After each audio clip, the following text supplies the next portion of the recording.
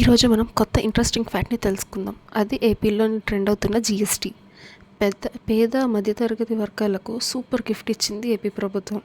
అదే ప్రతి కుటుంబానికి 15,000 వరకు ఆదా, వ్యాపారులకు అమ్మకాల పెరుగుదల. ఈ స్కీమ్ని సూపర్ జీఎస్టీ, సూపర్ సేవింగ్స్ అంటారు.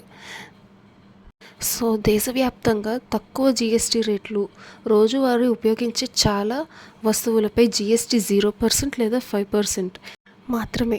99% వస్తువులు మరియు సేవ పన్నులు రైతు ఉన్నంత లేదా 5% లేదా 18% జీఎస్టీని కలిగి ఉంటాయి.